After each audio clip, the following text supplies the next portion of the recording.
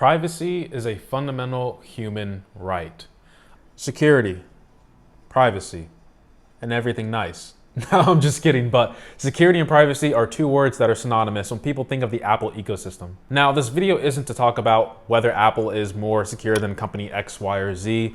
You can have those debates in the comments. This video specifically is about my thoughts and to also bring awareness to your privacy in this new age we call the internet. I heard it's where all the cool kids are, but I'm still trying to figure out how this whole internet thing works. But I want to talk about iOS 14.5 and app tracking transparency. And if you care about your privacy in real life, you should also care about it in your digital life as well.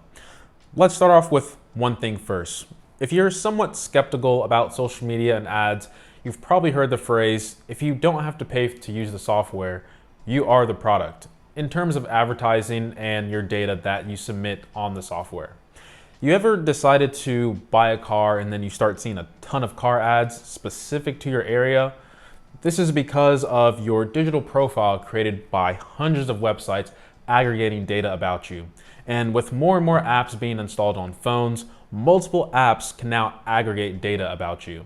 Data, who cares? Tomato, potato, potato. Now, I'm not here to scare you. If you're hearing this for the first time and watching this through your smartphone, quite frankly, it's probably too late. Now, if you're skeptical about all of this and just say, this is a bunch of mumbo jumbo, all this is nonsense, I highly suggest you look up IDFA, which stands for Identifier for Advertisers, something that is installed on every single Apple device. And the alternative on Android devices are AAID, which is Google Advertising ID, which I assume probably is Alphabet Advertising ID since Alphabet owns Google, the parent company. Now, regardless whether it's Apple or Google, this is an identifier that companies use from your device to serve custom ads to you while somewhat keeping you unidentifiable as an individual. This may make sense to you if you worked at a company where if you link multiple information together, you can identify a single person, then you're potentially fired. That's what IDFA is trying to prevent. But I mean, it's pretty accurate if you ask me in terms of the custom ads that get searched for me. Research on your own because this isn't a conspiracy video. But now it's time to reduce your footprint on the internet, or I should probably say, make yourself more anonymous and take back your human right to privacy. So with iOS 14, they introduced something called app transparency. No, that's wrong. It's app tracking transparency, which Apple officially states as requiring apps to get the user's permission before tracking their data across apps or websites owned by other companies for advertising or sharing their data with data brokers. Basically what this means, as I'm just using Instagram as an example, not singling them out, the information and things you do on Instagram now require the app's permission before just sending your information out for other companies to use. Now, when you open apps, you may get a message saying, hey, we now require you to let us track your information. I think most people will hit no just because being tracked in general is weird. That's like a stalker coming up to you and asking your permission to stalk you. If you answer yes to that question though, I mean, to each their own. Now, here are my thoughts on the situation because we have some articles saying that this can affect a lot of companies, notably Facebook, and how this can affect the entire internet. But I mean, honestly, what are news headlines these days? I believe in the short term, nothing is really going to happen other than the developers having to change their code to say, hey, we need your permission in order to track your website. I think with just a lot of stuff going on lately, people make it seem like this huge thing is gonna happen, and then in a couple months, we just move on to the next thing. Like when WhatsApp had that whole fiasco about being vague of seeing your messages being sent, yet it's still one of the most used messaging apps. Actually, it's still the most used messaging app in the world, or how Robinhood screws people over again and again, yet it's still one of the most recommended investing apps for beginners.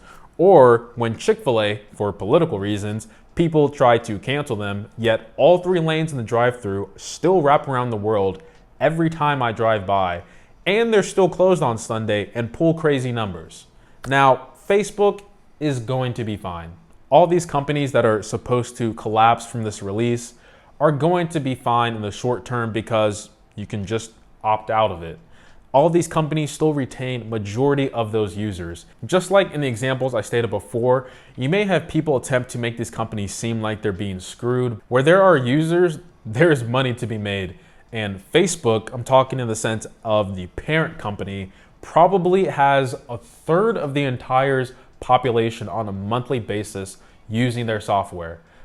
I think Facebook is going to be fine. I do think their advertising division may have to do a bit more work to find new ways to generate revenue, but long term is where I think things may start to change for a lot of companies.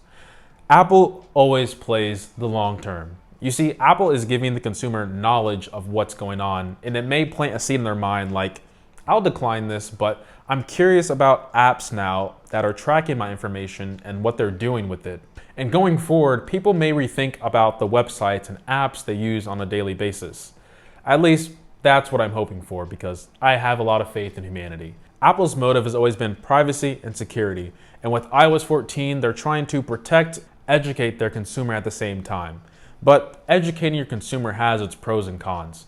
And the biggest con, in my opinion, is the more educated your consumer is, the less BS you can get past them, and it might be harder for you to sell them on a product unless it's extremely good. For example, when you are dealing with a sales agent who is prying on your stupidity of not knowing things, and you just want to stop them and say, I'm by no means an expert, but half the things you're saying to me right now are complete BS.